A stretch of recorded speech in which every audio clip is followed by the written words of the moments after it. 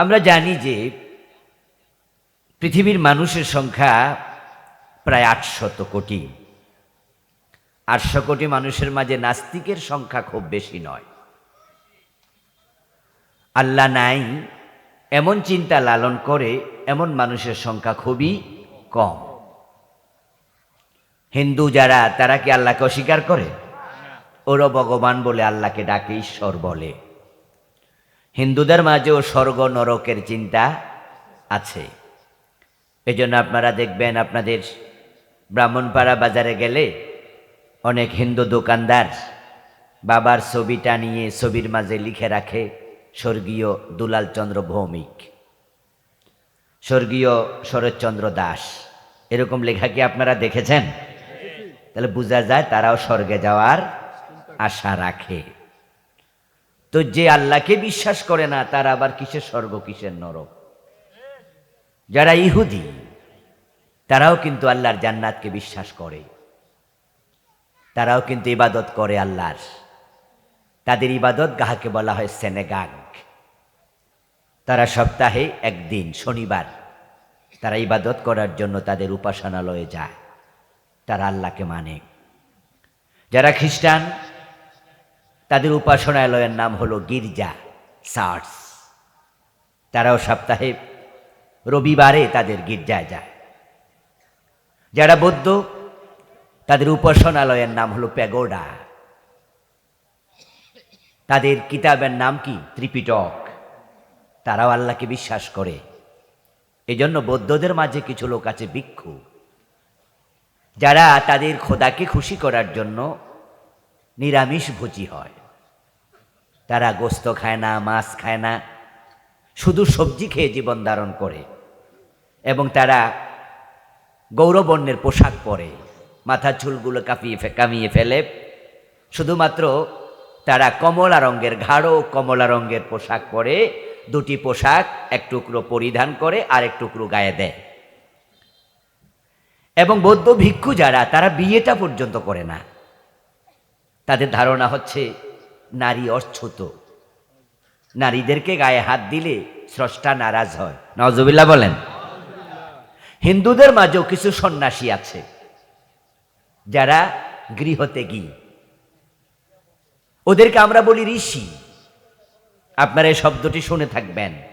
হিন্দু সন্ন্যাসীদের মাঝে এমন সন্ন্যাসী পর্যন্ত আছে যারা আল্লাহর এই দুনিয়ার কাপড় চোপড় পর্যন্ত গায়ে দেয় না, একেবারে 100% কাপড়বিহীন চলে। ওরা বলে দুনিয়া দরকার নাই, আমরা স্বর্গে যেতে চাই। এই জন্য তাদের ঘর নাই, বাড়ি নাই, বিবাহ শাদী করে না, এবং তারাও হয় নিরামিষ ভোজী, মাছ মাংস খায় না, এবং তারা কাপড়টা পর্যন্ত পরিধান করে না। আল্লাহকে পাওয়ার জন্য তারাও পাগল। খ্রিস্টানদের মাঝে আছে ফাদার্স। খ্রিস্টানদের চার্চে পাওয়া যায় নান।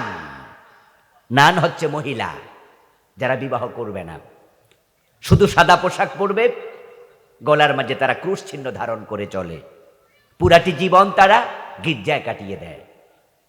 ফাদার আছে, বিয়ে করে না, পুরা জীবন গির্জায় কাটিয়ে দেয়, আল্লাহকে খুশি করার জন্য ঘর সংসার ত্যাগ করেছে। আমার বন্ধু মুসলমানের মাঝেও আছে কিছু লোক দরবেশ, নাম শুনছেন? মুসলমানের মাঝেও একই চিন্তা লালন করছে, যাদেরকে আমরা বলছি উনি দরবেশ মানুষ। গায়ের জামা কাপড় ময়লা, 7 দিনে একবার গোসল করে না, গায়ের মাঝে উৎকট দুর্গন্ধ পর্যন্ত হয়ে যায়। আবার এমন ময়লা কাপড় পরিধানকারী, আবার এমনও আছে কাপড়টাই পরে না, পুরা ল্যাংটা থাকে। ওই লোক মারা গেল, ল্যাংটা পীরের মাজার বানায়া দেয়। আসেনি বাংলাদেশে? ল্যাংটা পীরের দরগা, ল্যাংটা পীরের তাকিয়া, ল্যাংটা পীরের মাজার, এমনকি আপনারা শোনেন নাই? এর মানে পীর উনি, দেখছেন নি শব্দটা কি? ল্যাংটা পীর। খ্রিস্টানদের মাঝে আছে সন্ন্যাসী হয়ে গেল তারা, ইহুদিদের মাঝে আছে সন্ন্যাসী হয়ে গেল তারা, বৌদ্ধদের মাঝে আছে তারা সন্ন্যাসী হলো, হিন্দুদের মাঝে আছে তারা সন্ন্যাসী হলো। একই চিন্তা মুসলমানের ভিতরও কে বা কারা ঢুকাইয়া দিছে। যে বেটা ল্যাংটা থাকে সেও নাকি ফির, মারা গেলে তার নামে মাজার হয়ে যাচ্ছে। এই যে বিভ্রান্তি আজকের পৃথিবীতে আছে, এই বিভ্রান্তির অপনোদন সমাধান দরকার আছে না নাই? এখন যারা খ্রিস্টান ধর্মের মানুষ, ইহুদি, বৌদ্ধ, হিন্দু ধর্মের মানুষ, ওই মানুষদের মাঝে মা বাবার খেদমত করে, ওই মানুষদের মাঝে ওজনে কম দেয় না, মালে ভেজাল দেয় না। হিন্দু, বৌদ্ধ, ইহুদি, খ্রিস্টানদের মাঝে ন্যায় বিচার করে, সুদে টাকা লাগায় না, মানুষকে ঠকায় না, পরোপকারী এমন কিছু মানুষ তাদের মাঝেও আছে না নাই? এখন তারা যে ভালো মানুষ, তারা যে ত্যাগ তিতিক্ষার বিশাল উপহার সামগ্রী মানুষের সামনে উপস্থাপন করে, নিজে যা কামায় সবটা আল্লাহর রাস্তায় সাদাকা করে দেয়। এবং আপনারা জেনে আশ্চর্য হবেন, আন্তর্জাতিক সেবা সংস্থা রেড ক্রস, এই রেড ক্রস পুরাটাই খ্রিস্টান কর্তৃক পরিচালিত। হাজার হাজার কোটি টাকা প্রতি বছর তারা রেড ক্রসে ডোনেট করছে, এবং এই টাকা দিয়া তাম পৃথিবীতে শত শত হাসপাতাল তারা চালাচ্ছে, অসহায় মানুষের ঘরবাড়ি বানিয়ে দিচ্ছে। আমার আলোচনার ধারাটা কোন দিকে যাচ্ছে এবার শোনাই। এই যে দান করছে, হারাম খাচ্ছে না, দুনিয়া পুরা ত্যাগ করে সন্ন্যাসী সেজে গেল, তাই বলে কি হিন্দু খ্রিস্টান আল্লাহর জান্নাত পাবে নাকি? আল্লাহর অসংখ্য ভালো বান্দা আছে, যে ভালো বান্দাদের আল্লাহ কোন নেক আমল কবুল করেন না। সূরা আল কাহফের 103 নম্বর আয়াতে আল্লাহ তাআলা 1450 বছর আগে দুনিয়াবাসীর প্রতি মেসেজটাই দিয়েছেন, যারা ভালো আমল করার পরেও আখেরাতে জাহান্নামী হবে। কুল হাল নুনাব্বিউকুম বিল আকসারিনা আমালা, ও নবীজি আপনি বলুন, আমি কি তোমাদেরকে এমন কিছু মানুষের খবর দেব নাকি যেই মানুষগুলো আমলের দিক থেকে ক্ষতিগ্রস্ত, আমল করেছে কিন্তু আমল আল্লাহ পর্যন্ত পৌঁছে নাই, তাদের আমল আল্লাহ তাআলা দুনিয়াতে ফেলে দিয়েছেন।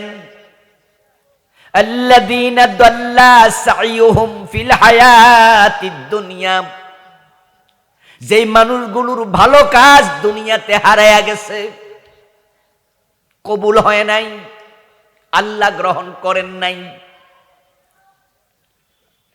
ওয়াহুম ইয়াহসাবুন, অথচ ওই মানুষগুলো মনে করে আন্নাহুম ইউহসিনুনা সুনআ, তারা সবাই ভালো কাজ করে চলছে, তাদের আমল যে কবুল হয় না, আল্লাহ যে ফেলে দেয়, এটা তারা টেরও পায় না। ও আমার নবী আপনি বলুন, আমি তাদের খবর তোমাদের দেব নাকি? যে মানুষগুলোর ভালো আমল আল্লাহ ফেলে দেন, কবুল করেন না, আল্লাহ না করুক তাদের মাঝে যদি আপনার নাম থাকে, আর আপনার জীবনে সব আমল আল্লাহ ফেলে দিয়েছেন, আল্লাহর সামনে হাজির হওয়ার পরে যখন আপনার আমল নামা আপনার হাতে আল্লাহ ধরাইয়া দেবেন, তখন আপনি দেখতে পাবেন আপনার আমল নামা নেকের কাগজ এরকম সাদা, একটা নেকও নাই, সব হারাইয়া গেছে। এখন আল্লাহর সামনে যাওয়ার পরে যদি আপনি টের পান, আর আপনি আল্লাহকে প্রশ্ন করেন যে আল্লাহ আমি তো মা বাবারে ভাত খাওয়াইছি, আমি তো কত গরিব মানুষকে টাকা পয়সা দান করেছি, আমি তো শীতের সকালে ফজরের নামাজ পড়ার জন্য মসজিদে গেছি, আমি তো চৈত্রের দুপুরেও রোজা ভাঙি নাই, আমি তো 5 লাখ টাকা খরচ করে হজ করার জন্য মক্কায় গেছি, হুজুররা বলেছে 1 টাকা দান করলে 10 টাকার সওয়াব হয়, আমি তো হিসাব করে করে যাকাত দিয়েছি, ও আমার রব আমার আমল নামা সাদা কেন, খালি কেন? আর সেদিন যদি আল্লাহ জবাব দেন, বান্দা তুমি কি সূরা কাহাফের 103 নাম্বার আয়াত পড়ো নাই? আমি তো সেখানে বলেছি কিছু মানুষের আমল দুনিয়ায় হারাইয়া গেছে।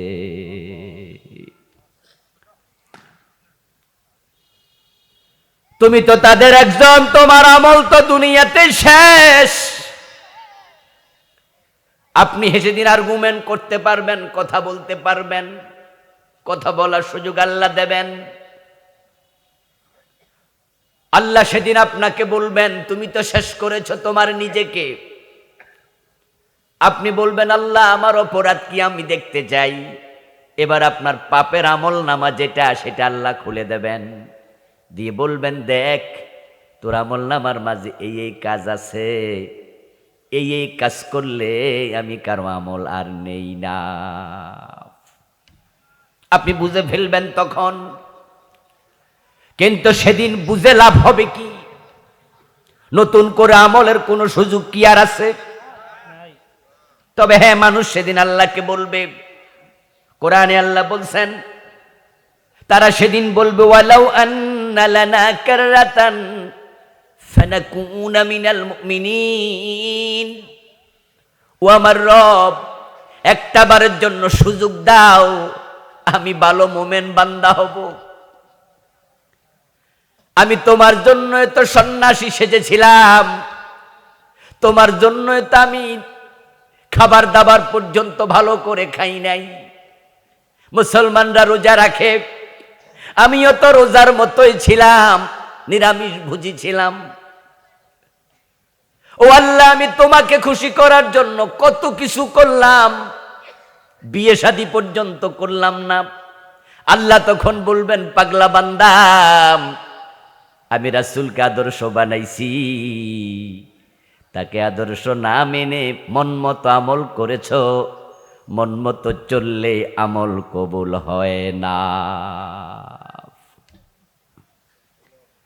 আমার রাসূল আদর্শ হয়ে তিনি আমাদের শিখাইছেন লাউ কুনতু আমারা আহাদিকুম আন ইয়াসজুদা লি আহাদিন লা আমারতুন নিসা আন ইয়াসজুদনা লিয়াজওয়াজিহিন।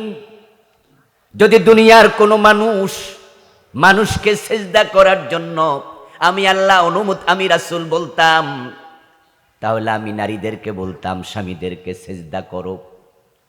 কিন্তু আমি নবী মুহাম্মদ মানুষ হয়ে মানুষের সেজদা গ্রহণ করার অনুমতি কাউকে দেই নাই।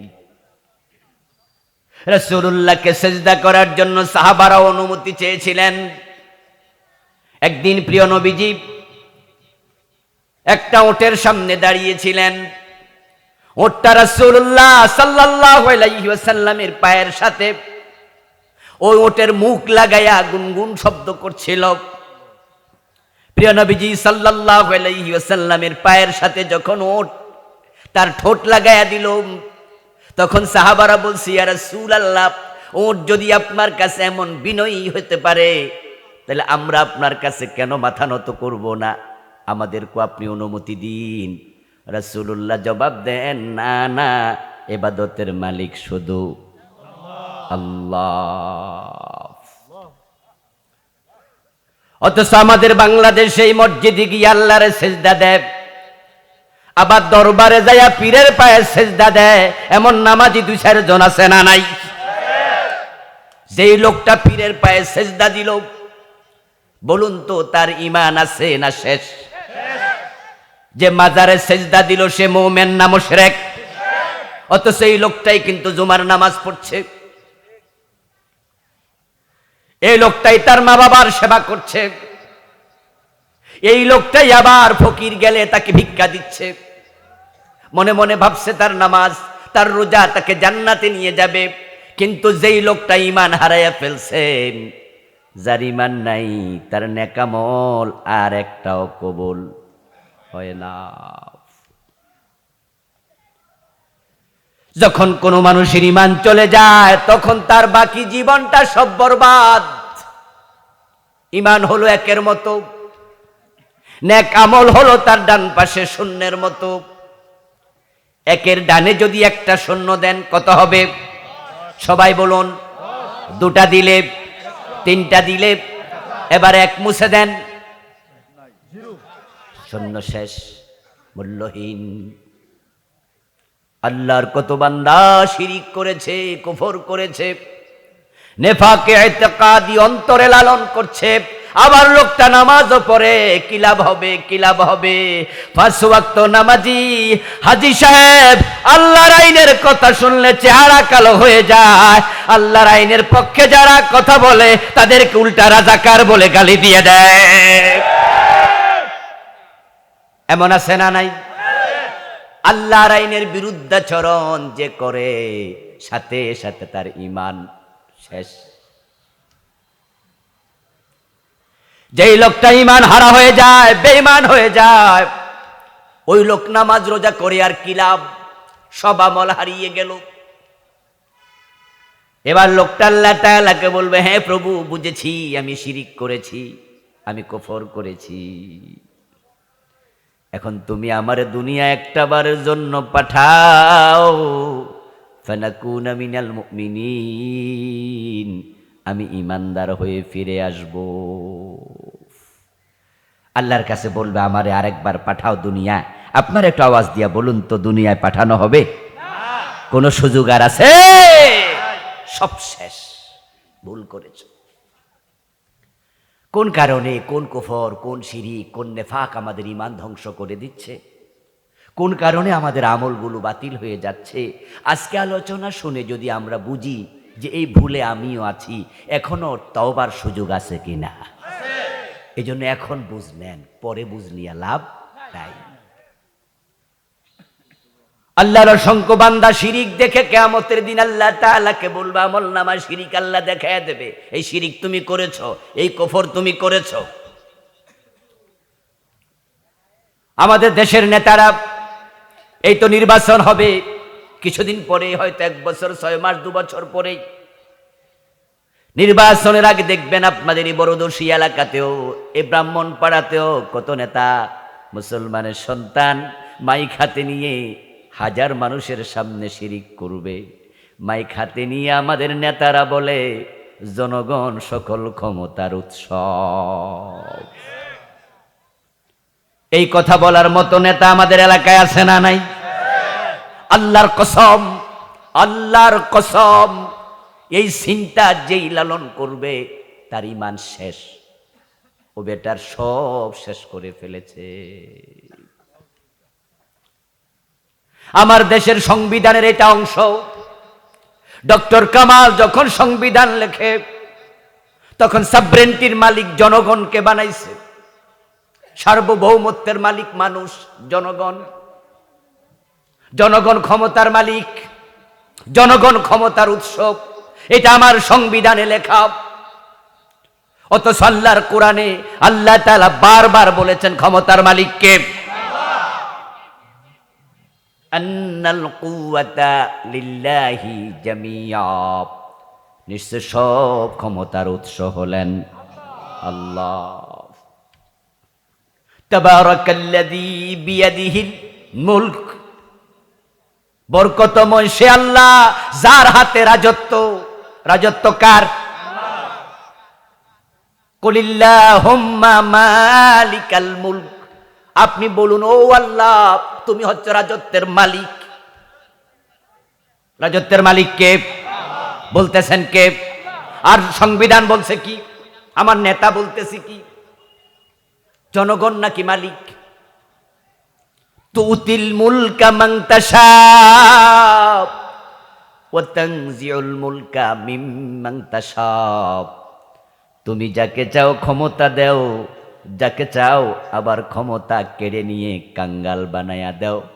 তুমি চাইলে ডক্টর ইউনূসের মতো মামলার আসামিকে প্রধান চেয়ারে বসায়া দাও, আর 2041 যারা ঘোষণা করছে ওদেরকে দিল্লি দাদার বাড়িতে পাঠায়া দাও।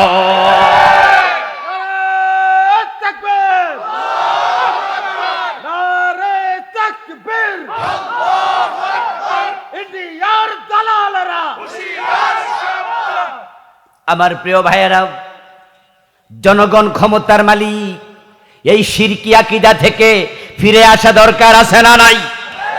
এজন্য আমরা সংবিধান পরিবর্তনের কথা বলছি। আলহামদুলিল্লাহ, আমরা বছরের পর বছর, যুগের পর যুগ এই সংবিধান পরিবর্তনের কথা বলে আসছি। এটা ভালো করে গ্রহণীয় হয় নাই, কিন্তু আলহামদুলিল্লাহ অগাস্ট বিপ্লবের পরে এখন নতুন সরকারও সংবিধানের ব্যাপারে ভাবতেছে।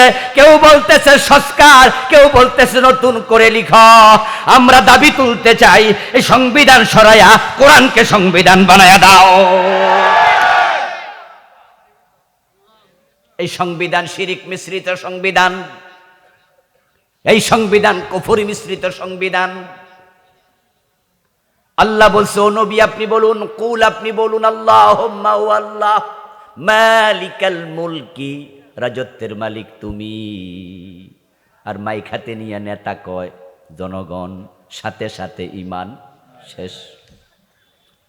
এই নেতা আল্লাহর সামনে গিয়ে সেদিন বলবে, আল্লাহ এই কথা বললে ঈমান চলে যায়, এটা আমি জানতাম না। ওয়ামা কুন্না না'মালু মিন সু। কোরআনে আল্লাহ বলছেন, সেদিন সে বলবে আমি এমন খারাপ আমল আমি করতাম না, এ কথা আমার মুখে আমি আনতাম না। আমি বুঝি নাই পীরের পায়ে সেজদা দিলে ঈমান চলে যাবে। কেমনে বুঝবে? ভণ্ড পীরের খপ্পরে তো পড়েছে। আমরা তো বলে আসছি ইবাদতের মালিক আল্লাহ, সেজদার মালিক আল্লাহ, কিন্তু তাদের ফির কইছে এটা সেজদায়ে তাজিমি, অসুবিধা নাই দিতে থাকো।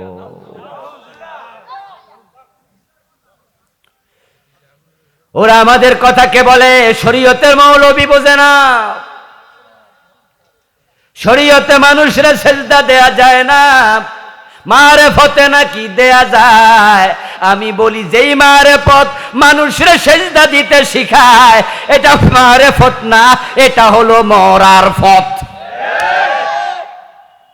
মারেফত না মরার ফত? ওখানে গেছে ঈমান মরছে, এটার নাম তারা বানাইছে সেজদায়ে তাজিমি।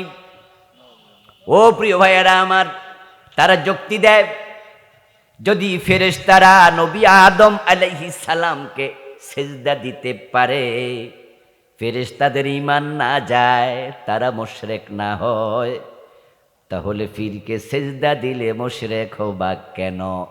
বরং আবুল কালাম আজাদ বাশারেরা এটা বোঝে না। তারা শরীয়তের হুজুর, 30,000 জহেরি, 70,000 বাতেনি। এমন একটা কথা আমাদের সমাজে আছে না নাই? এই কথাগুলো আমাদেরকে বিভ্রান্ত করে ফেলছে, শেষ করে দিচ্ছে। জহেরি মানে কি? প্রকাশ্য। বাতিনি মানে অপ্রকাশ্য। আচ্ছা, যে 70,000 বাতিনি, তো বাতিনি যদি হয় হেরা জানলো কেমনে? কি ফেস লাগে জানা? যদি এটা বাতিনি হয়, তো বাতিনি হলে তো হেরার কাছেও বাতিনি। হেরারা কি বাতিনিটা জানা লাইছে? তো যেটা জান্না লাইছে এটা বাতিনি আসেনি, জহেরি হয়ে গেছে না? আমার দোস্ত, আপনাদের মনেও প্রশ্ন আসতে পারে, আদম আলাইহিস সালামকে ফেরেশতারা সেজদা করলো, তাহলে শিরিক হলো না কেন? তার উত্তর হলো, আদম আলাইহিস সালামকে সেজদা করার জন্য ফেরেশতাদেরকে অর্ডার করেছেন কে? তো ফির সাহেব যে সেজদা নিল, হেরে সেজদা দিতে আল্লাহ কই কইছে হেটা দেখাক। তো আদম একটা হেল্লকে লাগায় কেন? আদম আলাইহিস সালামকে সেজদা করার জন্য আল্লাহ অর্ডার দিছে, ফেরেশতারা সেজদা দিয়েছে, অর্ডার সেখানে শেষ। নবী আদমের সময় ভাই বোনে বিবাহ জায়েজ ছিল, ঠিক না? এখন ওই দলিল দিয়া যদি ফির সাহেব তার বোনের বিয়ে করে, মানুষ পিড়াইব না?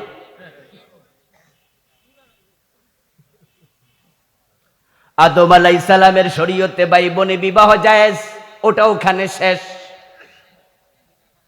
তখন মানুষ ছিল না, আল্লাহ চেয়েছেন তাই হয়েছে। ফেরেশতারা আদমের ব্যাপারে তাদের বদ ধারণা ছিল। আল্লাহ যখন বলছেন ইন্নী জাইলুন ফিল আরদি খলিফা, আমি জমিনে খলিফা বানাতে চাই, তখন আদম বানাইতে ফেরেশতারা মানা করছে এবং তারা মন্তব্য করেছে, এমন মাখলুক কেন বানাবেন যারা জমিনে মারামারি হানাহানি করবে। আমার আল্লাহ চাইলেন যে না, আমার আদমের শ্রেষ্ঠত্ব প্রমাণ করে ছাড়ব। তাই আদমকে এলেম শিখালেন, ফেরেশতাদেরকে আদমের কাছে এলমি দৃষ্টিকোণ থেকে পরাজিত করলেন, আদমের প্রতি ফেরেশতাদের অন্তরে ভালোবাসা শ্রদ্ধা তৈরি করলেন। তারপরে মানুষের সম্মান, আদমের সম্মান বাড়ানোর জন্য আমার আল্লাহ সেজদার অর্ডার দিলেন। প্রেক্ষাপট সেখানে শেষ। ওইটাকে টাইনাই না তোমার সাথে লাগাও কেন? যদি ফিরে সেজদা দেয়া মুরিদের জন্য জায়েজ হতো ওই ফতুয়া দিয়ে, ওই আয়াতের দলিল দিয়া পীরের সেজদা দেয়া যদি জায়েজ হতো, এই আয়াত আবু বকর সিদ্দিক ওমর কি জানে নাই? কথা কয় না কেন ভাই?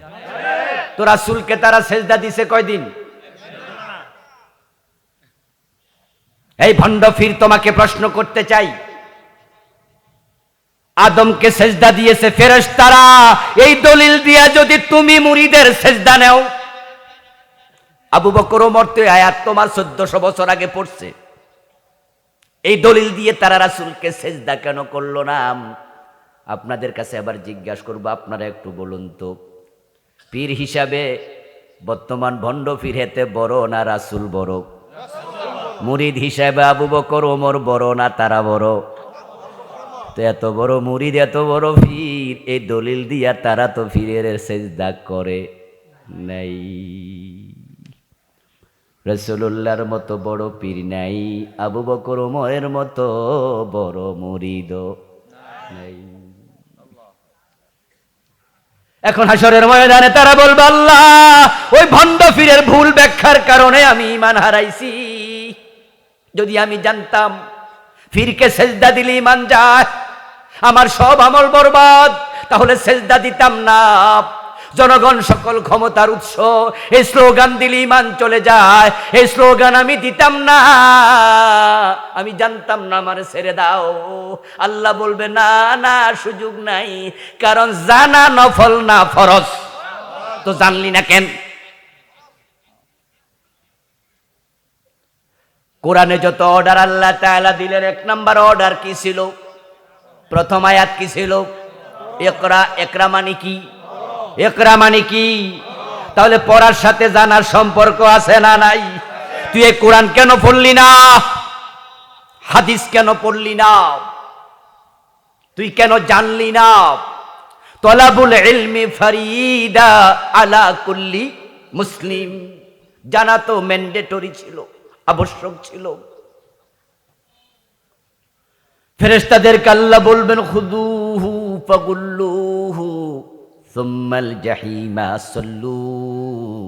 ও ফেরেশতারা, তারে ধর, হাতের মাঝে হাত কড়া পড়ায়া, পায়ের মাঝে ডান্ডা বেড়ি পড়ায়া, মাজার মাঝে গলার মাঝে জাহান্নামের 70 গজ লম্বা শিকল লাগায়া তাকে জাহান্নামে ফেলে দে। সেদিন বুঝে লাভ নাই, কিন্তু আজকে বুঝলে অনেক লাভ। 100 জন খুন করার পরে তাওবা করে জান্নাত পাইছে, এমন হাদিস আছে না নাই? তা আপনি যদি বুঝেন যে আপনার ভুল আছে, তাওবার সুযোগ এখনো আছে। যেই কারণে মানুষের আমল কবুল হবে না, সে কারণ হলো দুটি। ওই দুইটি কারণ, একটা হলো হারাম খাইলে, আর একটা হলো বেদাতের সাথে জড়িত হলে। যেই কারণে ঈমান চলে যায়, সে কারণ হলো তিনটি। একটা হলো কুফর, দ্বিতীয়টা শিরিক, 3 নাম্বার নেফাক। এই 5 কারণে মানুষ ব্যর্থ হবে, জাহান্নামী হবে। এবার বলুন তো, হারাম খায় এমন লোক আজকের মাহফিলেও আছে না নাই? হারাম খাইলে আমল কবুল হওয়া বন্ধ।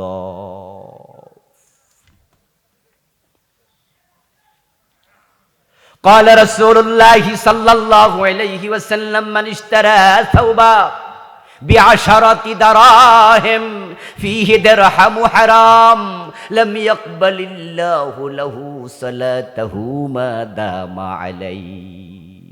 প্রিয় নবীজি বলছেন, 10 দিরহাম দিয়ে কাপড় কিনেছো, 9 দিরহাম হালাল, এক দেড়হাম ছিল হারাম, ওজন কম দেয়া টাকা, মালে বেজাল মিশানো টাকা, পরের জমি দখল করে বিক্রি করা টাকা, সুদে লাগানো টাকা, ফাইল আটকায়া সিগনেচার করেছ ঘোষ নিয়ে পকেটে ঢুকাইয়া সে টাকা তোমার কাপড়ে ঢুকে গেছে 1 টাকা।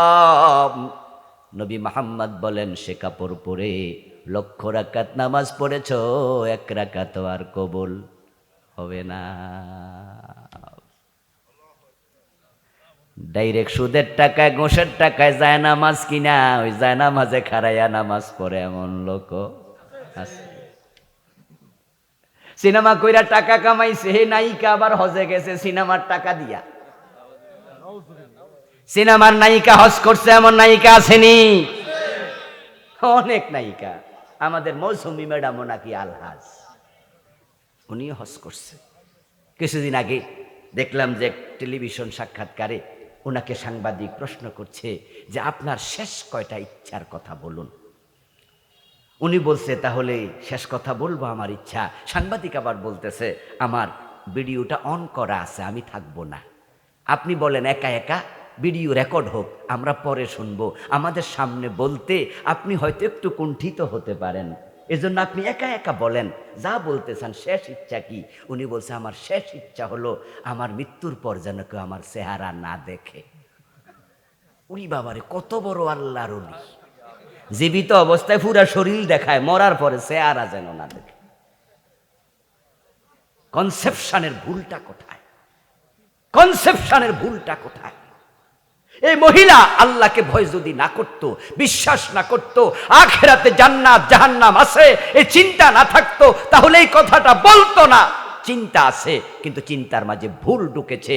ও বেটি, মরার পরে পর্দা ফরজ না, মরার পরে তোরে দেখা অন্যের জন্য হারাম, তোর আর হুকুম থাকে না, তোর শরীয়ত মরার আগেই, ঠিক কিনা? আমরা যখন মরে যাই তখন আমাদের দায়িত্ব শেষ। এখন আমারে গোসল দেয়া, আমার জানাজার নামাজ পড়া, আমারে কাপন দাপন করা, এগুলোকে আমার দায়িত্ব না জীবিতদের? আমার দায়িত্ব শেষ, আমার কাজ শেষ। উনি বলতেছে আমার মরার পরে যেন কে চেহারা না দেখে। আশ্চর্য হলাম, আরে মরার পরে পাবলিকে তোমার যদি চেহারা দেখে তোমার কোনো গুনাহ নাই, কারণ তোমার দায়িত্ব শেষ। কিন্তু জীবিত অবস্থায় দেখলে তোমার গুনাহ আছে না নাই? তাহলে পর্দাটা কখন দরকার? আর সে বলছে মরার পর। এই বুঝে শুধু মৌসুমী আফা একা নাই, এই বুঝে আমরাও আছি। আপনাদের এই বড়দশিয়া গ্রামে একজন লোকের শালি মারা গেল, বয়স 16 থেকে 17। শালি মারা যাওয়ার পরপরই দুলাভাই আসলো, এসে শ্বশুর বাড়ির লোকদেরকে বলল আমার শালির শেষ গোসলটা আমি দিতে চাই, আমি দুলাভাই হিসাবে এই আবদার করছি। ওরে বাবা রে বাবা, অ্যাকশন শুরু হয়ে গেছে, মাঠ থেকে অ্যাকশন শুরু। নাউজুবিল্লাহ। সবাই বলবে যে কি কয় রে এই বজ্জাত জামাই, তোমার শালির গোসল তুমি দিবা? কি খারাপ কথা! তোমার শালির গোসল দূরের কথা, শালির দিকে তো তোমার তাকানোই না জায়েজ, শরমিয়া। এবার জামাই দুলাভাই বলতেছে তাহলে গতকালকে যে মোটরসাইকেলের পিছনে শাড়ি লইয়া ঘুরছি তখন মাসলা কইছিল? দুলাভাইয়ের মোটরসাইকেলে শালি উইটটা এমনে দৌড়া থাকে এমন ঘটনা বাংলাদেশে নাই। তো যখন দুলাভাই মোটরসাইকেলের পিছনে শাড়ি লইয়া এমন দপাইছে তখন গায়ে গায়ে ঘষা লাগছে না, ওটার কোনো গুনাহ হয় নাই। তো আজকে তাকাইলে গুনাহ, ঠিক না? কয় যে গোসল তো দূরের কথা, তাকাইলো গুনাহ। তো গতকালকে যে ঘষা লাগছে তখন তোমাদের মাসলা কইছিল। নাউজুবিল্লাহ পড়ুন না, তোমরা তখন কোথায় ছিলা? কোথায় ছিলা তখন তোমরা? তাহলে আমরা মরার পরে মাসালা শুরু করি, ঠিক না? হ্যাঁ, দেখবেন যে জিন্দা থাকতে কোরআন শরীফ পড়ে না, মরার পর হুজুর আইনা কোরআন শরীফ পড়ায়। লাশের চারিপাশে বেশি করে পড়, খতম পড়ালা।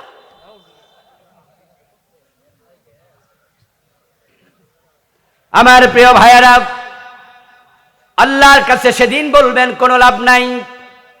হারাম খাইতে খাইতে মরলেন, আপনার আমল কবুল হওয়া বন্ধ। হারামের হারাম ঢুকেছে কাপড়ে, নামাজ হবে না। প্রিয় নবীজি যাকারার রাজুলা একজন ব্যক্তির কথা স্মরণ করলেন, ইউতিলুস সাফারা, বললেন সে লম্বা সফর করে মক্কা এসেছে। কাতার থেকে, দুবাই থেকে, ইয়ামান, সিরিয়া থেকে 500 মাইল গোড়ায় চড়ে, ওটে চড়ে, পায়ে হেঁটে এসেছে আল্লাহর ঘরের সামনে। আসা আকবরা, তার মাথার চুলগুলো এলোমেলো, তার গায়ের মাঝে ধুলিবালি। 7 দিন হাঁটছে, ইহরাম পরার পরে গোসল করার পানি পায় নাই, পুরাটা শরীরে দুলাবালি ভরা, একবারে পাগলের ভেষে উস্কু খুস্কু চুল নিয়া কাবার সামনে পৌঁছে আবেগ ধরে রাখতে পারে নাই। ইয়ামুদ্দু ইয়াদাইহি ইলাস সামা, আকাশের দিকে 2 হাত তুলে বলে, ইয়া রব্বি ইয়া রব্বি ইয়া রব, ও আমার আল্লাহ, এমন জায়গায় দাঁড়াইছি যেখানে কত নবীর পায়ের ধুলা লেগে আছে, তুমি আমারে মাফ করে দাও, আমারে তুমি এটা দাও, আমারে ওইটা দাও। আমার বাবা দোয়া চেয়েছে, মা আপনজন বন্ধু বান্ধব আসার সময় দোয়া চাইছে, আল্লাহ তাদের দোয়া কবুল করো। মনে মনে ভাবে এখানের দোয়া আল্লাহ ফেরাবে না। অথচ রাসূল বলেন, মাতামুহু হারামুন ওয়া মাশরাবুহু হারাম ওয়া মালবাসুহু হারাম ওয়া গুযিয়া বিল হারাম, তার পেটে হারাম, তার কাপড়ে হারাম, তার মাংসে রক্তে হারাম। সে যে বিদ্যুতের বিল দিছে, পানি খাইছে, ওই বিদ্যুতের বিলটাও ছিল হারাম। কাবার ভিতরে ঢুকে দোয়া করুক, ফান্না ইউস্তাজাবু লিযালিক, হারাম খাইলে দোয়া কবুল হবে না।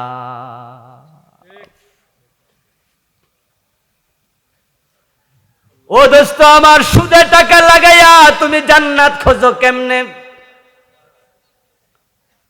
নবীজি তো বলেছেন, সুদ খেলে 73 গুনাহ, সবচেয়ে ছোটটা হলো নিজের মায়ের সাথে জিনা করা। এই অবস্থায় তোমার যদি মৃত্যু হয়, যে তোমার টাকা সুদে লাগানো, তুমি তো মায়ের সাথে জিনা করা অবস্থায় মৃত্যুবরণ করছো। হাদিসে আছে, মান আকালা দিরহাম রিবা ওয়া হুয়া ইয়ালাম আন্নাহু আশাদ্দু মিন সিত্তাতিন ওয়া সালাসিনা জিনাম, যে ব্যক্তি জেনে শুনে 1 টাকা সুদ খায়, তার আমলনামায় 36 বার জিনার গুনাহ লিখে দেয়া হয়। যে ব্যক্তি একদিন 100 টাকা সুদ খায়, তার আমলনামায় 3600 বার জিনার গুনাহ হয় লেখা। একদিনে মিনিট আছে কয়টা? 24 60 দিয়া পূরণ দেন, 1440। একদিনে 1440 মিনিট। প্রতি মিনিটে একবার জেনা করলে জেনা হতো 1440 বার, আর 100 টাকা সুদ খেলে জেনা হয় 3600 বার। তুমি 1 মিনিটে 2 থেকে 3 বার জেনার গুনাহগার হও। এর মানে দাঁড়ালো, যে সুদ খায় সে যখন নামাজে দাঁড়ায়, তখনও তার আমল নামায় জেনার গুনাহ ঢোকে।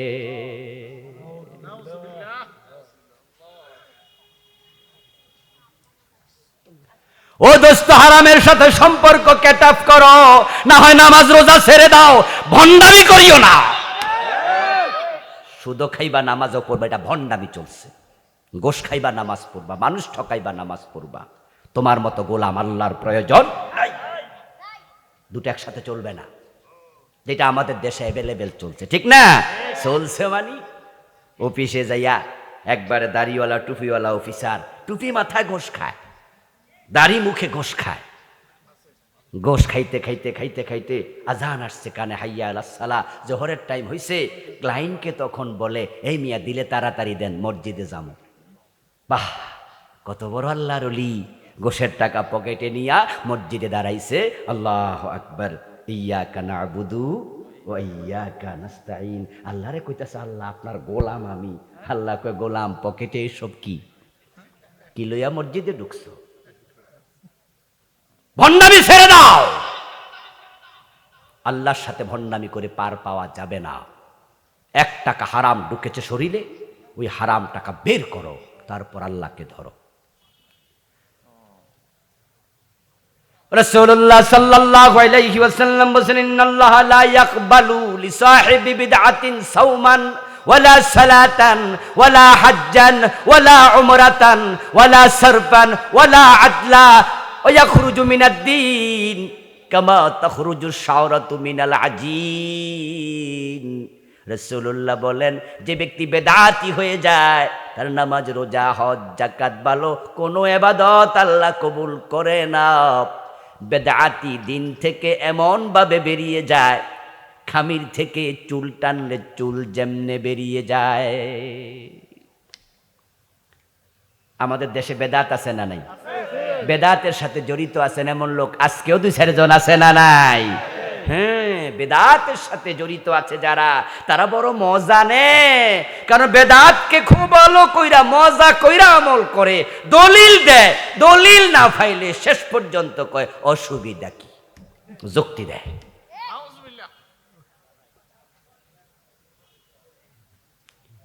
বেদাতি দিন থেকে বেরিয়ে যায় তেমন ভাবে যেমন খামির থেকে চুল বেরিয়ে যায়। কি চমৎকার উদাহরণ, কি চমৎকার উদাহরণ! মহিলারা রুটি বানানোর জন্য খামির বানাইলো আটা দিয়া। ওই খামিরের মাঝে তাকাইয়া দেখে একটা লম্বা চুল দেখা যায়।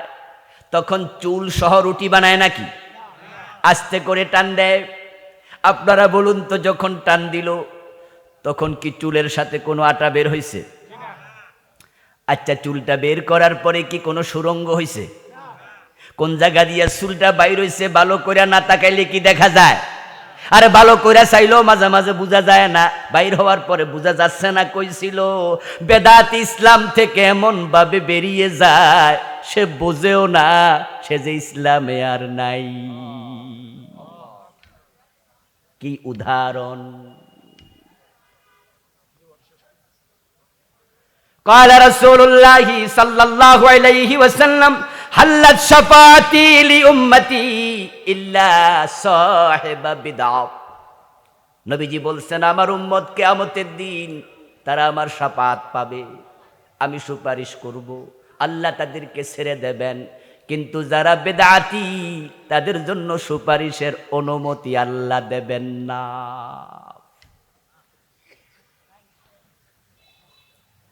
ও দোস্ত, ভালো করে শোনো, তুমি যদি বেদাতের সাথে থাকো তোমার সুপারিশ রাসূল করবেন না, আল্লাহ শাফাতের অনুমতি দেবে না। আমার মাহফিলে যারা আলোচনা শুনতেছেন, বুদ্ধিমান লোকের একটু কথা বলুন তো, আমাদের যে আমল আছে এই আমল জান্নাতে যাওয়ার জন্য যথেষ্ট নাকি সুপারিশ লাগবে? রাসূলের শাফাত দরকার আছে না নাই? এখন আল্লাহ যদি আপনার বেদাতের কারণে শাফাত ক্যান্সেল কইরা দেয়, আপনার উপায় কি?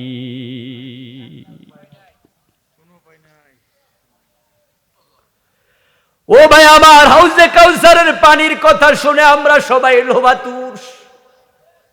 হাউজে কাউসারের পানি পান করার জন্য আমাদের আগ্রহের কোনো শেষ নাই।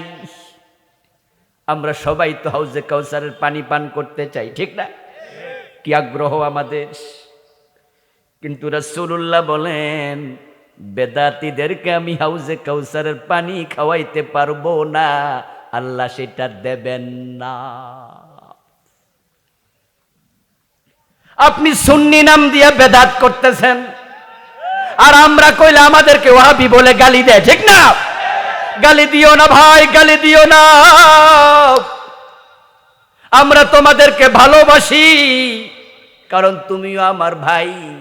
আমরা চাই তুমিও রাসূলের শাফাত পাইয়া জান্নাতি হও। আমরা চাই হাসরের ময়দানে তুমি এবং আমি, আমরা সবাই রাসূলের হাউজের পানি পান করব, ঠিক না? এজন্য তোমাকে বলছি, বেদাতি হলে রাসূল বলে আমার হাউজের পানি নাই, তো তোমার কি উপায়? আত্মসমালোচনা করো। সহিহ বুখারীতে এসেছে, রাসূলুল্লাহ সাল্লাল্লাহু আলাইহি ওয়াসাল্লাম বলতেছেন, আচ্ছা বুখারীর হাদিসের ব্যাপারে সুন্নি ওয়াহাবি বেদাতি সবাই তো মানে না হাদিস। বুখারীর হাদিস শুনলে আমরা বলি ও আচ্ছা বুখারীতে আছে, হ্যাঁ, আচ্ছা ঠিক আছে। আহলে হাদিস বলেন, হানাফি বলেন, ওয়াহাবি বলেন, সুন্নি বলেন, মাযহাবি বলেন, লা মাযহাবি বলেন, কেয়ামি বলেন, লা কেয়ামি বলেন, আলিয়া বলেন, কওমি বলেন, সবার কাছে বুখারী শরীফের গ্রহণযোগ্যতা সমান। যারা আলিয়া মাদ্রাসার হুজুর তারাও বুখারীর হাদিস দিয়ে দলিল দেয়নি? যারা কওমি মাদ্রাসার তারা দেয় না? যারা আমাদের দেশে গরম সুন্নি তারা দেয় না? আমরা যারা হালকা নরম সুন্নি আমরা তো দেই নাকি? মানে গরম সুন্নি নরম সুন্নি সবাই বুখারীর কাছে গেলে সবাই কয় ও আচ্ছা বুখারী, আচ্ছা বুখারীতে আছেন। আমি সহিহ বুখারীর হাদিস শোনাচ্ছি, ক্বালা রাসূলুল্লাহ সাল্লাল্লাহু আলাইহি ওয়াসাল্লাম আনা ফারতুকুম ইয়াউমাল কিয়ামাতি আলাল হাউজ। নবীজি বলছেন আমি কিয়ামতের দিন তোমাদের সবার আগে হাউজে কাউসারের সামনে হাজির থাকবো। সুবহানাল্লাহ পড়েন। কয়েকটা জায়গায় রাসূল সবার আগে চলে যাবেন, তার মাঝে একটা হলো মিজান, একটা হলো ফুলসেরাত, আর একটা হলো হাউজে কাউসার। আল্লাহর হাবিব বলেন আমি তোমাদের সবার আগে হাউজে কাউসারের সামনে চলে যাব, ওখানে গিয়ে আমার উম্মতকে হাউজের পানি পান করাতে থাকবো।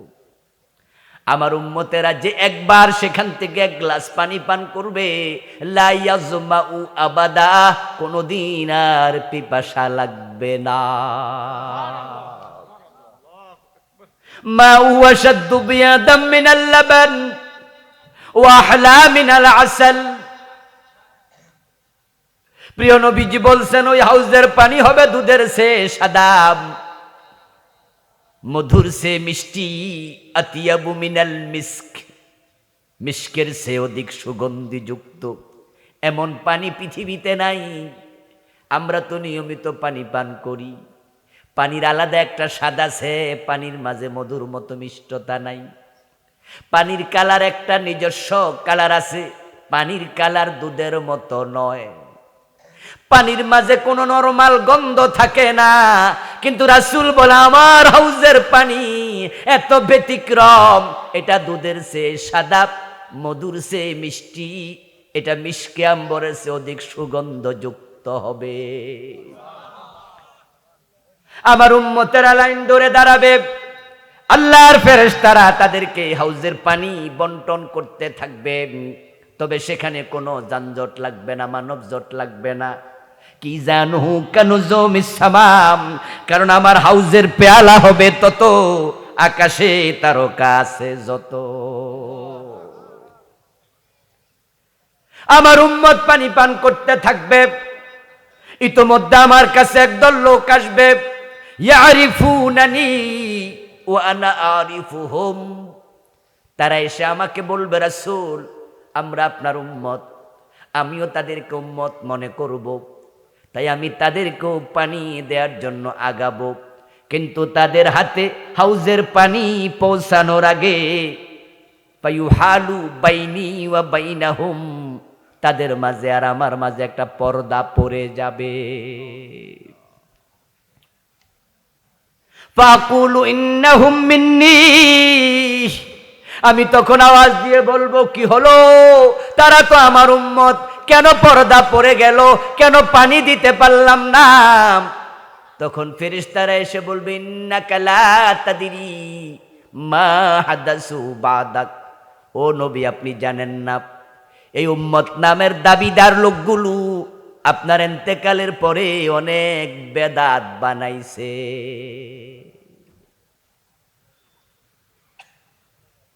আল্লাহর নবী নামাজ শিখাইছে, আল্লাহু আকবার বলে নামাজ শুরু হবে, মনে মনে নিয়ত করবে। আর এই লোকগুলো আপনার ইসলামের মাঝে আঙ্গুল ঢুকাইয়া দিছে। তারা নাওয়াইতু আন উসাল্লিয়া লিল্লাহি তাআলা আরবা রাকাত, তারা এই জাতীয় নিয়ত আরবিতে তারা বানাইছে। নবী মুহাম্মদ আপনি আজান শিখাইছেন হযরত বেলালকে, হযরত আবু মাহজুরা রাদিয়াল্লাহু তাআলা আনহুমা, এই দুইজন বড় বড় সাহাবীকে আপনি আজান শিখাইছেন। আপনার আজান শুরু হয়েছে আল্লাহু আকবার দিয়া, আর এই লোকগুলো আজানের আগে দুরূদ শরীফ ঢুকাইয়া দিছে। ও রাসূল আপনি ঈদ করেছেন দুইটি, ঈদুল ফিতর, ঈদুল আজহা। আর তারা নিজেরা ঈদে মিলাদুন্নবী বানায়া স্লোগান দিছে, সকল ঈদের সেরা ঈদ ঈদে মিলাদুন্নবী। ও নবী, আপনার ইসলামটাকে তারা ওলট পালট করে দিছে। আপনি রেখে এসেছেন ইসলাম, আপনার ইসলামে ছিল চোর ধরে হাত কাটো, আর তারা 54 বছর দেশ চালাইছে মুসলমান, একটাও চোরের হাত কাটে নাই। আপনার ইসলামের মাঝে ছিল জেনা করলে 100 বেত লাগাও, বিবাহিত হলে পাথর মারো। তারা 54 বছর দেশ চালাইছে বাংলাদেশ, একটা জেনাকারীর বিচার কোরআনের আইনে করে নাই। আপনার ইসলামে ছিল মদ পান করলে 80 বেত লাগাতে হবে। তাদের দেশে হেরোইন, ফেন্সিডিল, ইয়াবা, প্যাথেডিন, আরো কত মাদক খাইছে মানুষ। আপনার হাদিসের আলোকে তারা এই বিচার একদিনও করে নাই। আপনার ইসলামটাকে লোকগুলো বিকৃত করে ছেড়ে দিয়েছে। রাসূল বলেন, আল্লাহ পর্দা ফেলে দেবে এমন মানুষকে হাউজের পানি পান করতে আল্লাহ দেবেন না। আমার সামনে আপনারা যারা আছেন, হাউজে কাউসারের পানি খাইতে হলে বেদাত করা যাবে, ইসলামের বিধানের বাহিরে যাওয়া যাবে। আমরা যখন বলি চোর ধরে হাত কাটতে হবে, তখন তো আপনাদের কাছে মনে হয় আমরা রাজনীতি করতেছি। যে হুজুরদেরকে দাওয়াত দিয়ে আনছিলাম তাফসীর মাহফিলে, হুজুরদের সারাদিন শুধু রাজনীতি করে গেছে। কোরআন শরীফ ক্ষমতায় নিতে হবে, চোর ধরে হাত কাটতে হবে। এত চোর ধরে হাত কাটার শখ কেন হুজুরের? ও দোস্ত, চোর ধরে হাত কাটা এটা নফল না ফরজ? এটা শুধু রাজনীতি না, ইবাদত। তো রাসূলের ইসলাম তুমি উল্টা চলবা কিভাবে? তোমাকে তো রাসূল হাউজের পানি দেবেন আসেনি, কেমনে জান্নাত পাবে? এই জন্য আমাদের রাজনীতি নিছক রাজনীতি না। আমরা পেটের ধান্দায় রাজনীতির কথা বলি না, আমরা পকেট ভারী করতে রাজনীতির কথা বলি না। গত 5 বছরে যারা কোরআনের রাজনীতির, গত 5 মাসে যারা কোরআনের রাজনীতির কথা বলে, 1 টাকা চাঁদাবাজি করেছে প্রমাণ পাবেন না। গত 15 বছর চাঁদাবাজি ছিল কিনা? কথা বলবেন না। গত 15 বছর চাঁদাবাজি ছিল কিনা? এই 15 বছর যারা চাঁদাবাজি করেছে তারা কি এখন ক্ষমতায় আছে? ওরা কি বাড়িতে ঘুমাচ্ছে না দড়ির উপরে আছে? কিন্তু এই 5 মাসে ওরা তো নাই। তাহলে সাদা কি বন্ধ আছে না সাদা চলমান? তো সাদা তুলতাছে কেডা? তাহলে আরেক দল আছে না নাই? আরে কইলে তো খেপা যায়, গায়ে আগুন লেগে যায়। আমাদের মিজান আজহারি ভাই বলছিল এক মাহফিলে, এক দল আগে খাইছে, আরেক দল নতুন করে খাওয়ার ধান্দা করছে, ওদের গায়ে আগুন লেগে গেছে। তোমাদের কি নাম লইছিল? তো তোমার গায়ে আগুন লাগে কেন? উনি তো কারো নাম লয় নাই, আগুনটা লাগলো কেন গায়ে? আমরা বাস্তবেও দেখতে পাচ্ছি। চাঁদাবাজি বাংলাদেশে বন্ধ হয়নি, টেন্ডারবাজি বন্ধ হয়নি। ছাত্ররা 2000 প্রাণ দিয়েছে। এই দেশের বৈষম্য দূর করে আমরা ছাড়বো ইনশাআল্লাহ। আমরা পেটের চিন্তা রাজনীতি করি না, রাজনীতির কথা বলি না। আপনাদের কাছে আমার জিজ্ঞাসা, রাসূলুল্লাহর জীবনে রাজনীতি আছে না নাই? প্রিয় নবী সাল্লাল্লাহু আলাইহি ওয়াসাল্লাম 10 বছর মদিনা চালালেন কোরআন দিয়ে। তাহলে আমাদের বাংলাদেশ তো আমরা একদিনও কোরআন দিয়ে চালাইতে পারলাম না। আমরা কোরআনওয়ালারা কোরআন দিয়ে দেশ চালানোর কথা বলবই, থামাতে পারবা না। ভালো লাগলেও বলবো, ভালো না লাগলেও বলবো। এদেশের নাগরিক, আমাদেরকে বলতে দিতে হবে। জেলে দিলে সেখানে গিয়েও বলবো। প্রিয় নবী বলছেন, ফাকুলু সুকান লিমান গায়্যারা বাদি। যখন ফেরেশতারা বলবে ইয়া রাসূলুল্লাহ, এগুলো সুবিধাবাদী, আপনার ইসলামকে তারা বিকৃত করেছে, যাহা ছিল না তাহা বানাইছে, আর যাহা ছিল তার কিছু কিছু বাদ দিছে। আমি যে 2-3টার কথা বললাম, এই মাত্র 2-3টার কথা বললাম যে এগুলা বেদাত, মাত্র 2-3টার কথা বললাম। তো আপনি জিকির করছেন, জিকিরের মাঝে রাসূলের সিস্টেম আপনি চেঞ্জ করছেন। বেদাত মানে কি? হিয়াল ইবাদাতুল মুহদাসা মা লাম তাকুন ফি জামানিন নবী ওয়া আসহাবি। বেদাত হচ্ছে এমন ইবাদত বানানো যেটা রাসূল এবং সাহাবাদের জামানায় ছিল না।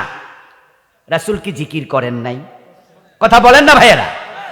জিকির শিখান নাই? জিকিরের শব্দগুলো কোরআনে হাদিসে নাই? আল্লাহ তাআলা শিখিয়েছেন রাসূলকে উযকুরুল্লাহ কামা আল্লামাকুম। ও দুনিয়ার মানুষ, তোমরা জিকির করো আল্লাহর সেভাবে যেভাবে তিনি তোমাদের শিখিয়েছেন। আল্লাহ রাসূলকে শিখালেন, রাসূল আমাদের শিখালেন। জিকিরের শব্দ লা ইলাহা ইল্লাল্লাহ, সুবহানাল্লাহ, আলহামদুলিল্লাহ, আল্লাহু আকবার, সুবহানাল্লাহি ওয়া বিহামদিহি সুবহানাল্লাহিল আযীম ওয়া বিহামদিহি আস্তাগফিরুল্লাহ, সুবহানাল্লাহি ওয়াল হামদুলিল্লাহি ওয়া লা ইলাহা ইল্লাল্লাহু ওয়াল্লাহু আকবার, আশহাদু আল লা ইলাহা ইল্লাল্লাহু ওয়াহদাহু লা শারীকা লাহু। আর কত আফদালুজ যিকরি লা ইলাহা ইল্লাল্লাহ রাসূল শিখিয়েছেন শব্দ। কিন্তু রাসূল জীবনে কি ইল্লাল্লাহ ইল্লাল্লাহ একদিনও জিকির করেছেন? করেন নাই। তা আপনি পাইলেন কই? এটা আপনার বানানো, এটাই বেদাত। এটা আপনার পীরের বানানো, এটা বেদাত। রাসূলুল্লাহ সাহাবীরা জিকির করতে করতে বাসার আগে কয়দিন উঠছে? তা আপনি লাপালাপি করেন কেন? রাসূলুল্লাহ জিকিরের সময় কি ঢোল বাজাইছে? কথা বলেন না কেন? তবলা বাজাইছে? চুল ছাইরা দিয়ে নাচছে? হম হম হম হম করছে? ইলখা ইলখা ইলখা কি কি জিকির এটা? এমন কিছু জিকির আছে যেগুলা দেখলে যারা কাফের, ইসলাম বিদ্বেষী নাস্তিক, তারা জিকির নিয়ে ট্রল করে। আমার মনে ইসলামকে আপনি বিকৃত করেছেন, আপনি বেদাতি। বলতে পারেন রাসূলুল্লাহর জন্মদিবসে একটা ঈদ করলাম, অসুবিধা কি? আজানের আগে দুরূদ শরীফ পড়লাম, অসুবিধা কি? আমার দোস্ত, আমি বলছি অসুবিধা কিচ্ছু আমার নাই, কিন্তু আল্লাহর ইসলামের বড় ক্ষতি হয়ে যাবে তোমার বেদাত। কারণ যদি উনি বানায় 10টা, আমি বানাই 10টা বেদাত, সারে বানায় 10টা বেদাত, রফিক ভাই বানা 10টা বেদাত, এরকম যদি আমরা অসুবিধা কি এই যুক্তি দিয়া বেদাত বানাতে থাকি, 10-20 বছর পরে আসল ইসলাম খুঁজে পাওয়া যাবে না। আপনাদের ধান খেতে যখন আগাছা হয়, তখন আপনারা কোনোদিন কইছেননি আগাছা হইলে অসুবিধা কি? বরং আপনারা নিজের আগাছা তুলে ফেলেন, টান দিয়া তুলে ফেলেন, কামলা রাখেন, উঠার দেন, গোসা মারেন, গোড়াশো তুল্লালান। কারণ আপনি জানেন আপনি একজন কৃষক, আগাছা যদি বেশি হয় মূল ফসল হবে না, ঠিক না? মূল ফসল ক্ষতিগ্রস্ত হবে। এজন্য একজন কৃষক আগাছাকে উপড়াইয়া ফেলে। বেদাত যদি সমাজে ছড়িয়ে যায়, মূল ইসলাম ক্ষতিগ্রস্ত হবে। এই জন্য আমরা হকপন্থী আলেমেরা বেদাত সহ্য করি না, আমরা উপড়াইয়া তুলে ফেলি। বেদাত নিয়ে আমি বই লিখেছি, আরো কত বছর আগে লিখেছি। বাংলাদেশে চলমান 38টা বেদাতে বইতে আমি লিখেছি। আপনারা যে বেদাতগুলো করছেন, এগুলো নিজে খুঁজবেন, খুঁজে তাওবা করবেন। আল্লাহ তাওবাকারীদেরকে ভালোবাসে, ঠিক কি না? কুফর, শিরক, নিফাক যদি কলবে থাকে, ঈমান শেষ। বাংলাদেশে কুফর আছে না নাই? অভাব নাই। রাষ্ট্র কুফর প্রমোট করে। গত 15 বছরে আমাদেরকে আলেম ওলামাদের ওয়াজ মাহফিল যদি না থাকতো, অধিকাংশ মানুষকে সরকার নাস্তিক বানায় ছেড়ে দিত, কাফের বানায় ছেড়ে দিত। অনেক ভাইরা চা দোকানে বসে বসে মাঝে মাঝে গল্প করে, কয় এই মাহফিল কইরা লাভ কি? করিস না তো, বন্ধ করে দে। এত বক্তা কিছু পয়সা পায় আর মাহফিল কমিটি কিছু খাইয়ালায়। পাবলিকের কোনো লাভ নাই। এমন কিছু পাতলা কথা বলার লোক আছে না নাই? এ কথাগুলো বলবেন না। হ্যাঁ, আপনাদের কথা শতভাগ অসত্য নয়, সত্যতা কিছু আছে। বক্তার লাভ হয়, কোন কোন মাহফিল কমিটি কিছু রাইকা দেয়, খাইয়ালায়, এমন ঘটনাও আছে। কিন্তু মাহফিলে লাভ নাই, এটা আপনি বলবেন না। এই মাহফিল যদি না থাকতো, জি বাংলা স্টার জলসার ধাক্কায় ঘরে ঘরে ফরকিয়া ঢুকে যেত। এই যুব সমাজের চরিত্র তলানিতে চলে যেত। আমাদের মিজানুর রহমান আজহারি ভাই গত 5 বছর বাংলাদেশে ছিল না, কিন্তু বলুন তো অনলাইনে উনার ওয়াজগুলো আছে না নাই? ওই মাহফিলের কারণে আজকে যুবকদের অন্তরে তার ভালোবাসা দেখেন না? যে মিজান আজহারির মাহফিলের প্রভাব আপনি দেখেন না? হাজার হাজার যুবকেরা পাগলের মতো ছুটে যায় ওই মাহফিলের প্রভাবের কারণে। আজকে আইয়ুব বাচ্চু মরে গেছে, জেমস বেঁচে আছে, আরো কত গায়ক আছে, নায়িকা আছে, এখন আর ভাত পায় না, সবার ভাত উঠে গেছে। এখন আর কনসার্টে লোক হয় না। আজ থেকে 20 বছর পিছনে যান। 20-30 বছর আগে আমরা যখন ছাত্র ছিলাম, 30-35 বছর আগে আমরা দেখতাম যে গ্রামে গ্রামে সরকারি হইতো, 2 ফাট হইতো, মহিলা আসতো, পুরুষ আসতো, মাইক হাতে নিয়া এ দল আরেক দল, 2 দল পালা গান, জারি গান, সারি গান এগুলো কইতো। এই মিয়া বলো তো দেখি আলিফ সোজা কেন? প্রশ্ন করতেছে মহিলা গায়ক। এখন পুরুষ গায়ক উত্তর দিচ্ছে এবার মাইক হাতে নিয়ে, আচ্ছা এই কারণে আলিফ সোজা, তুমি বলো তো বা বাঁকা কেন? আর শ্রোতারা তো বলতো, দেখছুনি কত বড় বড় আলেম আমাদের সামনে আইছে, আলিফ সোজা কেন বা বাঁকা কেন? কত গান হতো, জারি গান, সারি গান। আপনাদের কাছে জবাব চাইবে, এখন কি সেগুলো আছে? আলহামদুলিল্লাহ, এই মাহফিলের ধাক্কাতে সেগুলো উপড়ে গেছে। মিজানুর রহমান আজহারি ভাইয়ের ওয়াজে মানুষের ঢল নাপছে। একটু কল্পনা করুন তো, আল্লামা সাইদি যদি বেঁচে থাকতেন আর আল্লামা সাইদির মাহফিল এখন হতো, তাহলে তো বাংলাদেশে কোনো মাঠ খুঁজে পাওয়া যেত না। 2023 সন জানুয়ারির প্রথম দিন গত সরকার বই মেলা করলো, বই উৎসব করলো, ছাত্রদের হাতে বই দিল। কলেজে, আপনার হাই স্কুলে 1 থেকে ক্লাস 10 পর্যন্ত বই বিতরণ হলো। আমরা বই পাওয়ার পর দেখি সিলেবাসে তারা কুফরি ঢুকাইয়া দিছে। ক্লাস 6-এর বইতে বিবর্তনবাদ ঢুকাইছে। তারা রাউন্ড করে ছবি দিছে, মানুষ মানুষ মানুষ মানুষ, একবার উপরে দিছে বান্দর। তারা সেখানে বুঝাইছে যে মানুষ একসময় কি ছিল? আপনারা কি শোনেন নাই? এই থিওরি দিয়েছে ডারউইন নামে একজন নাস্তিক। আল্লামা সাইদি রহমতুল্লাহ আলাই তিনি বলেছেন এ বিষয়ে কত কথা। কুমিল্লা টাউন হল ময়দানও তিনি বলেছিলেন যে এই থিওরি লেখার আগে ডারউইন যে কি পরিমাণ খাইছিল আল্লাহ জানে। এবং তিনি মন্তব্য করছেন, হয়তো যা খাইছিল এটার মেয়াদ ছিল না, মেয়াদ উত্তীর্ণটা খাইছে। না হয় মানুষ বান্দর ছিল, তার মাথায় ঢুকলো কেমনে? আচ্ছা, মানুষ যদি বান্দর থেকে আসে, পৃথিবীতে এখনো বান্দর আছে না নাই? তো হিয়ান্তে কিছু মানুষ হইতো না? কোন বান্দর মানুষ হইতে শুনছেন? বান্দরের সাথে মানুষের চরিত্রের কিছু মিল আছে, চেহারার কিছু মিল আছে। আচ্ছা, পাবদা মাছের সাথে কি বোয়াল মাছের মিল নেই? তাই বলে যদি কেউ বলে যে বোয়ালের পূর্বপুরুষ পাবদা মাছ, এটা কি হইল? আন্দাজা কথাবার্তা আর কি। কোথাকার কোন ডারউইন এটা বলেছে, বলুক, আমাদের কিচ্ছু আসে যায় না, আমরা এগুলা নিয়ে মাথা গামাইনি। কারণ এগুলো ইউনিভার্সিটির সিলেবাসে পড়াইতো কোনো কোনো জায়গায়, একবারে উপরের ক্লাসগুলোতে। আমরা জানতাম যে দর্শন বিভাগে এগুলো পড়ায়, পড়াজ্ঞা। কারণ আমাদের বাচ্চারা ইউনিভার্সিটি যখন পড়ে তখন তারা অ্যাডাল্ট হয়ে যায়, বড় হয়ে যায়, বোঝে। ইউনিভার্সিটির যে টিচার পড়ায় ওই বেটাও বোঝে যে এটা ফাও থিওরি, সিলেবাসে আছে, জাগা পড়াই। আর যদি শক্ত করে পড়াইয়া কোনো টিচার ছাত্রদেরকে বলতো, হ্যাঁ আমাদের পূর্বপুরুষ বান্দর ছিল, ছেলেরা জবাব দিত, স্যার আপনার দাদা হয়তো ছিল। পোলাপান বড় হয়েছে, পরাজ্ঞা, পড়ুক, জানুক, অসুবিধা নাই। কিন্তু যখন আমরা দেখলাম যে না, সেটা ক্লাস 6-এ ঢুকাইছে, আমরা চুপ থাকতে পারিনি। মাহফিলের ময়দান থেকে 2023-এ আমরা বাঘের মতো হুঙ্কার দিয়ে বিরোধিতা করেছি। আমরা বলেছি না, এটা ক্লাস 6-এর সিলেবাসে থাকতে পারবে না।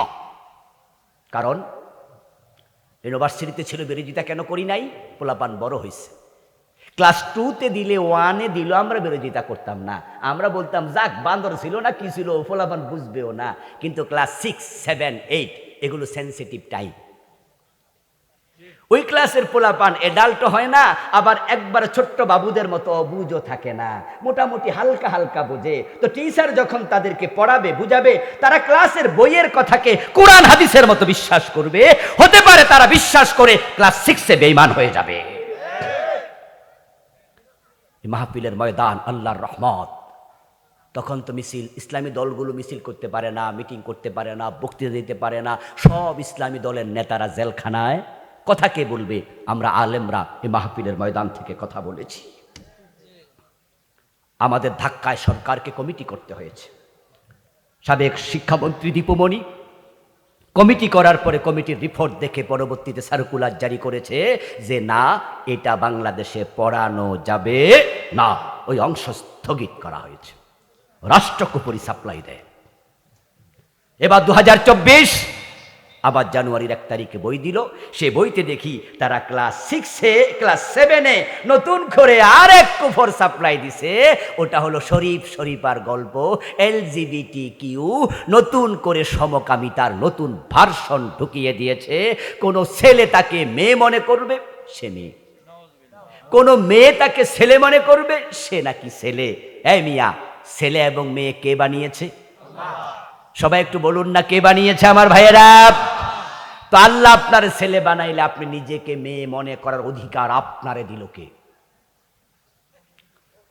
বরং ইসলাম বলেছে কোন ছেলে মেয়ের পোশাক পরবে না, কোন মেয়ে ছেলের সুরত ধরবে না। বরং রাসূল বলছে যে মেয়ে ছেলের বেশ ধরে, যেই ছেলে মেয়ের বেশ ধরে তাদের উপর আল্লাহর লানত। যেখানে একটা ছেলে মেয়ের মতো পোশাক পরা নিষেধ, সেখানে একটা ছেলে নিজেকে মেয়ে বলে কেমনে? যদি সমাজে কালচারটা চালু করা যায়, তাহলে আল্লাহর দেয়া সিস্টেমটা ভেঙ্গে চুরে তছনছ হয়ে যাবে। এটা সিলেবাসে ঢুকাইছে, আমাদের সিলেবাসের মাঝে শিরকি স্লোগান ঢুকাইছে। ধর্ম যার যার, উৎসব সবার, এই শিরকি স্লোগানটা সিলেবাসে আছে না নাই? প্রাইমারি সিলেবাসে খোঁজেন, এখনো পাবেন। আল্লাহর সিলেবাস, আল্লাহর কোরআনে হলো লাকুম দীনুকুম ওয়ালিয়া দীন। তোমার ধর্ম তোমার, আমার ধর্ম আমার। এটা হলো আল্লাহর শিখানো স্লোগান। ধর্ম যার, উৎসব শুধুই তার। কিন্তু হিন্দুদের সাথে ভালোবাসা রাইখা তাদের ভোট পাওয়ার জন্য তাদের দুর্গা পূজার সময় স্লোগান বাংলাদেশে প্রমোট করেছে।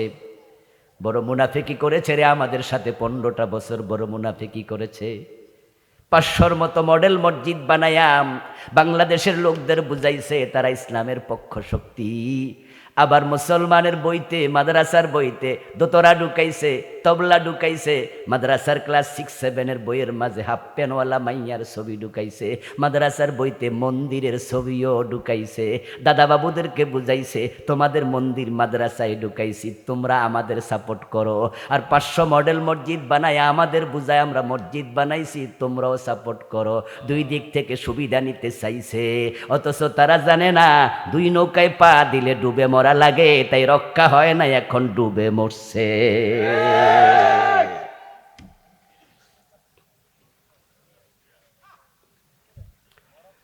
কত কুফরি আমাদের দেশে, তার হিসাব নাই। এ নিয়ে আমি বই লিখেছি। আমার লিখে বইতে আমি 56টা কুফরি লিখছি। শিরিক লিখছি বাংলাদেশে চলমান 29টা। আমার লিখা 8টা বই আছে, বইগুলো পড়বেন, উপাদেয়, প্রয়োজনীয়। আলহামদুলিল্লাহ। পরিবার নিয়ে লিখেছি, মিরাজ নিয়ে লিখেছি, সালাত নিয়ে লিখেছি। আমার ভাইরা নিফাক লিখেছি। নিফাক, অন্তরে নিফাক থাকলে ঈমান শেষ হয়ে যায়। কুফরিগুলো চিহ্নিত করেন, থাকলে তাওবা করেন। শিরিক চিহ্নিত করেন, থাকলে তাওবা করেন। নিফাক থাকলে চিহ্নিত করেন, থাকলে তাওবা করেন। হারাম খান কিনা ভাবেন, থাকলে তাওবা করেন। বেদাত আছে কিনা ভাবেন, তাওবা করেন। তাওবা করে মরলে আল্লাহর জান্নাত মিলবে। আল্লাহ তাআলা আমাদের সকলকে ঈমান আমল নিয়ে দুনিয়ায় বেঁচে থেকে কালেমা পড়তে পড়তে মরার জন্য কবুল করুন। সবাই বলেন আমিন। হাযা মা ইনদি ওয়াল ইলমু ইনদাল্লাহ আলাইহি তাওয়াক্কালতু ওয়া ইলাইহি উনীব।